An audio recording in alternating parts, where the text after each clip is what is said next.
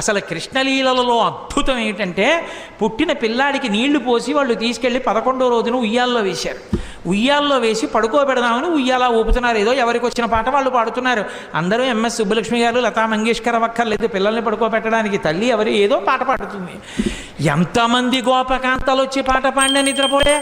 అందున ఉయ్యాల ఊపి పడుకోబెట్టేటప్పుడు పిల్లాడు పడుకోవట్లేదంటే పిల్లాడు కనపడుతూ ఉండగా కాకుండా ఇలా ఉయ్యాల దగ్గరికి చేసి పడుకుని ఇలా ఇలా ఇలా ఇలా ఇలా అని పాట పాడి పడుకుని ఉంటాడు. అందుకని పాపం ఎంతో ఇదిగా ఇలా విప్పి చూస్తే గుడ్లు 2 ఇలా పెట్టుకు చూస్తున్నాడు.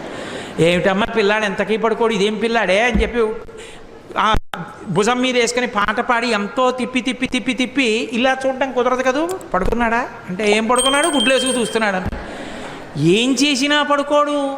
ఇదెక్కడ పిల్లాడని ఆఖరికి యశోదాదేవి వచ్చి తల్లికి ఆఖరికి పెద్ద బ్రహ్మాస్త్రం ఏంటంటే బోర్లా పడుకోబెట్టేసి వీపు మీద ఇలా ఇలా ఇలా ఇలా కొట్టేస్తుంది. ఆ తొడ ఊపుతోను కొడుతోంది. ఎంతకీ పడుకోడు, వీపు చిట్లిపోతోంది. ఇదేమిటి ఆది కూర్మంగా ఉన్నప్పుడు మందర పర్వతం తిరిగినా బాధపడలేదు, కానీ ఈ కృష్ణావతారంలో ఇలా కొట్టేస్తున్నారు, నన్ను ఎందుకు ఇలా ఊపేస్తున్నారు అనుకున్నట్ట. లోకములు నిదురపోవకత నిదురింపని సుభగుడు రమణులు జోకొట్టిపాడ నిదురం గైకొను క్రియ నూరకుండె కనుతెరవకయున్నన్నారు పోతన గారు. ఓహో, ఈ దిక్కుమాలిన ప్రపంచానికి అలవాటు ఉంది, నిద్రపోతుంటారు వీళ్ళు కళ్ళు మూసుకొని. నాకు నిద్రపోవడం అలవాటు లేదు. నేను నిద్రపోతే లోకాలు నిర్వహించేవాడెవరు? నేను పడుకోమని జోకొట్టేస్తున్నారు, నేను కళ్ళు మూసుకోపోతే వీళ్ళు ఇలాగే కొడతారని నిద్రపోయిన వాళ్ళ కళ్ళు మూసుకున్నట్టు.